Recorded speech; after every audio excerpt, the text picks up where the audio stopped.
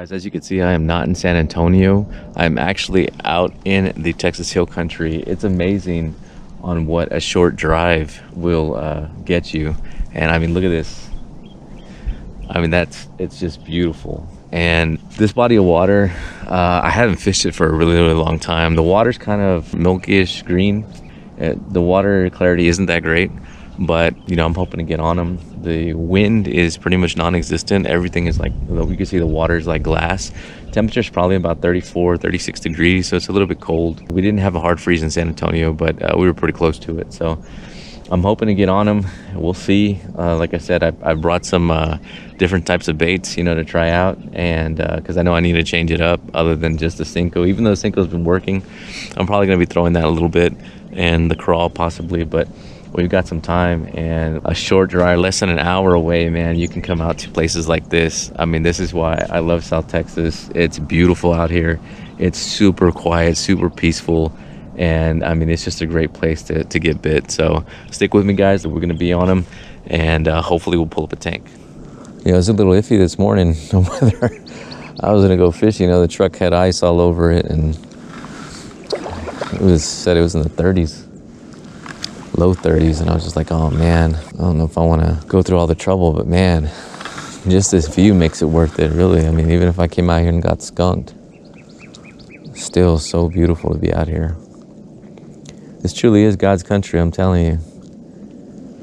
You know, Texas has some awesome rivers and creeks and ponds. And that's why, you know, one of the main reasons I started the channel, because I really wanted to convince people that, you know, this is a sport that not only anybody can do, but it's definitely worth it. It's just it's beautiful to get out. And I mean, look at this. It's like a screensaver. Oh, there's that wind. Let's see. Oh, he let it go. He spit it out. It wasn't a big one.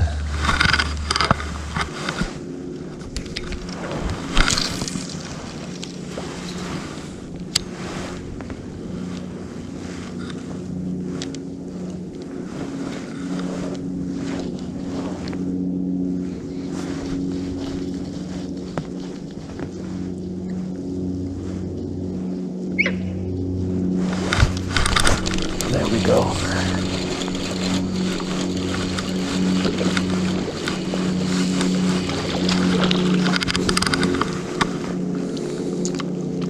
First bass of the day. There you go. This bass is freezing. Not bad. Nice looking fish. Man, he slammed it though. All right, let's throw him back. Another one. Yeah, these bass are hungry. He came up and slammed it.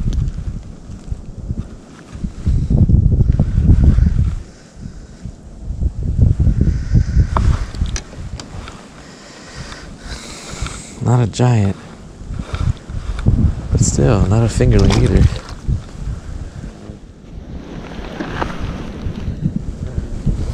Where's it going? Did he spit it out? Oh, he spit it out. That was a good one. All right, guys. I know that I've been saying that I'm going to start changing up the baits, you know, because all I've been throwing is a crawl and a Cinco, and that's pretty much this channel has been like soft plastics galore. That's all it's been. So the area that I came to today, I knew that it was going to have some deep water, and I know that it's probably going to be ideal for something a little bit more aggressive, something a little bit with a bigger presentation. So I have here, this is a Savage Gear Swimbait, whatever you want to call it.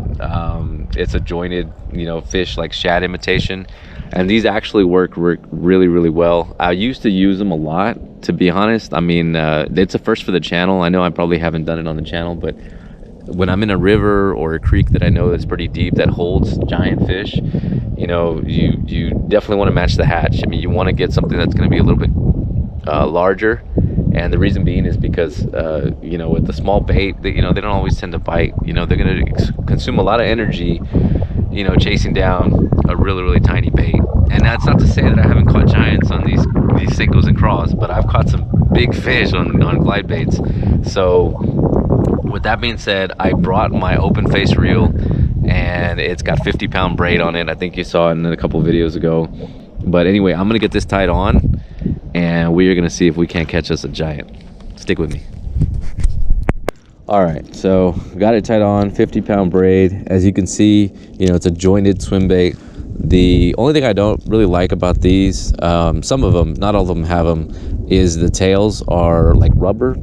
And if you leave, you know, your tackle in the car, or you leave it on the kayak, or you don't actually have a box to put it in, or you put it with other baits, this has a tendency to melt.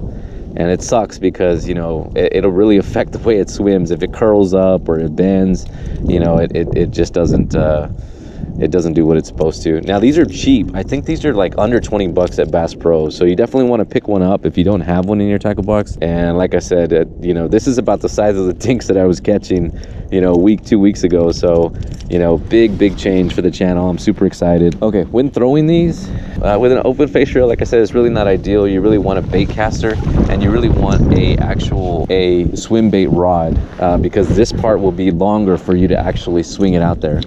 So, you know, I'm just gonna open the bail, you know, pinch my finger on it. I apologize if you can't see. Pinch my finger on it and just whip it out there. And they go pretty far. And what I like to do, this is a slow sinking swim bait. So what I'll do is I'll let it sink for just a little bit, because I know this is probably pretty deep water, but I'll let it sink for a little bit. And then the action that I'll do is I'll reel it in till I know that the line's straight, and then I'll just give it a little jerk. And what that's gonna do is since it's jointed, it's gonna make this motion. And inside this swim bait, it actually has like little marbles or little bearings, ball bearings, and it creates some noise. So it'll attract those fish, the bigger ones anyway. And I like it because it's got like a holographic type skin to it. So you can see in the sun, you can see that it'll illuminate in the water, which is really good because, you know, I wish the sun was out more, because then you'd be able to see it, and the fish would be able to see it better. So I'll let it sink. You don't want to go all the way to the bottom. It's got treble hooks, and those treble hooks will drag anything or catch anything on the bottom. So you just want to be aware of that. So I'm just moving it, slow, moving it. And then the other thing you want to look for, look, see, it's these treble hooks are pulling up whatever's on the bottom. The other thing you want to look for is you want to look for followers. Because a lot of times, apologize for the wind, a lot of times they won't commit. You know, they'll come up and they'll just be curious, and they'll come up and they'll look. They may want to bite, they may not want to bite, but that motion that you're doing, that soft, like tugging motion or jerking motion, is what's making the rattle, and it's making that movement. And that's when they really want to strike, because they think it's gonna, you know, they think their bait's gonna get away. These can be pretty tricky to use, because typically bass like to hide around structure, and if that structure is a tree branch, or it's a tree that fell in the water, you know, or even rocks, you really don't want it to risk having your $20 to $200 swim bait getting stuck, because then you're jumping in the water trying to fish it out, and that's not fun for anybody. So, and I can tell you that from experience. That was a bite. What I've noticed too, sometimes they don't hit it very hard. They actually like to slow it down. Yeah, he let go of it.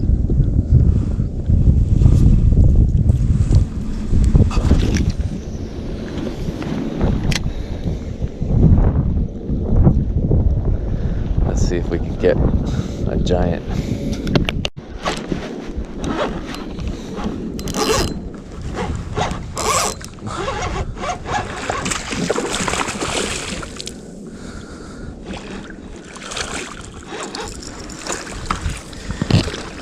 There we go. There we go. I miss using swim baits, I'll tell you that. Look at that. Look at that.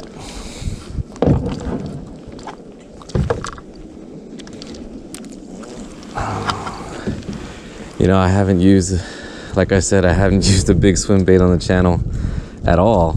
And I used to use them a lot. And this is a cheap one. This is a Savage Gear from Bass Pro.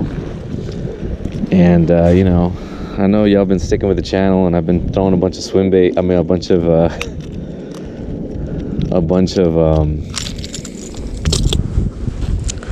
Cincos, and you know, they do the trick. But look at that. Look at that behemoth. Look at that tank. It's exactly what we came for. That is nice. This is a Savage Gear swim bait.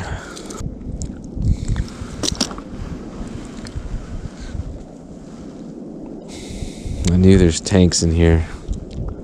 I know she's probably in shock because it's so cold, but that is a beautiful fish. That's a beautiful tank right there.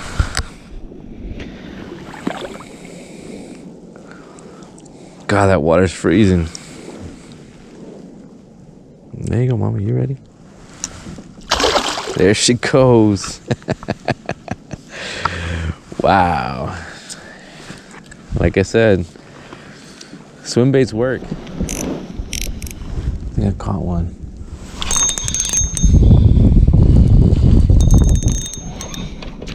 Oh, man. You let it go.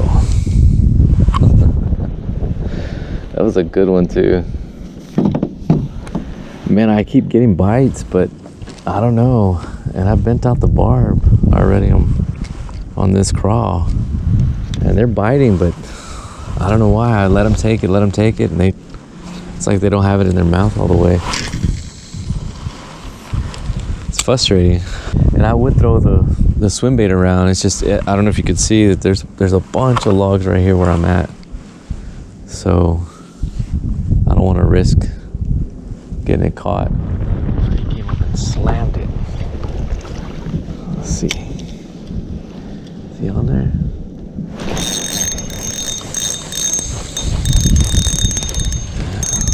Oh man. He's super aggressive.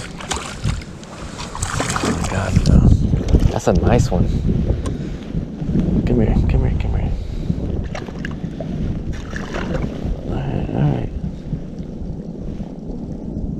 Come here. There you go.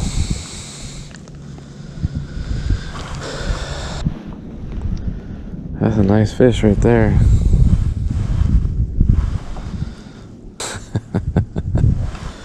On the crawl.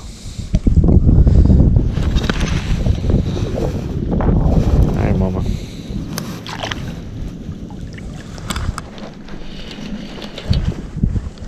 Oh, I caught a good one.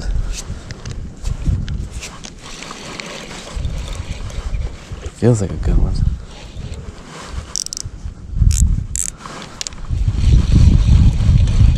Where is he?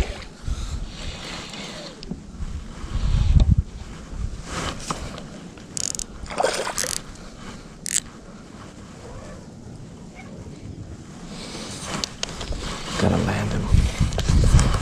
Come on.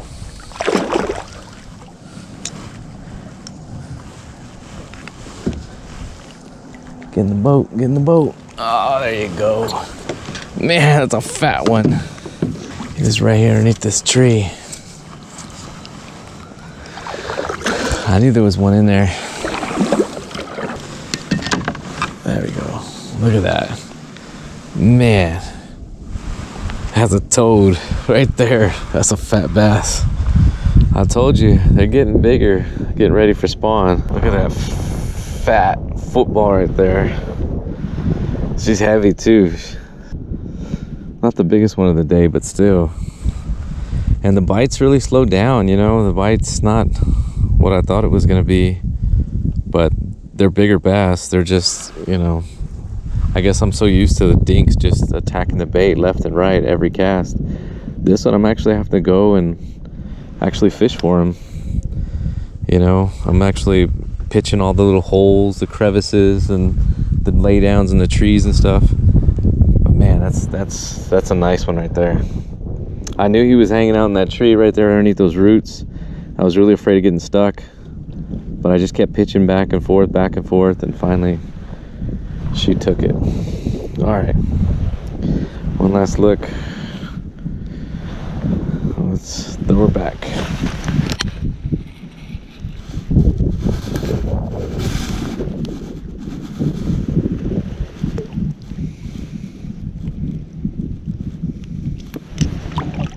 There she goes. Man, that's disgusting. I was gonna come over here and work this lane out. I thought it was another log sticking out, but it's not a log, it's an actual hog. It looks like a big one. He looks like he's been there a while too. Oh man, you can smell it. Anybody want some bacon? Gross. Oh. I think that's my cue. I think it's time to get out of here. Alright guys, I'm gonna end the video there. Man, it was an awesome day on the water. I mean, you know, conditions were pretty good. I really wish it was a lot warmer and a lot less windy. When you got a cut bank that's that high, like that big old cliff that you guys saw, that it just creates like a wind tunnel. And you know, and you're at the very bottom and that wind gets going, it'll move you all over the place. So it's very important. You are kayaking, get an anchor. You gotta have an anchor. You gotta have some way to be stable. I mean, that goes without saying, but it was an awesome day on the water.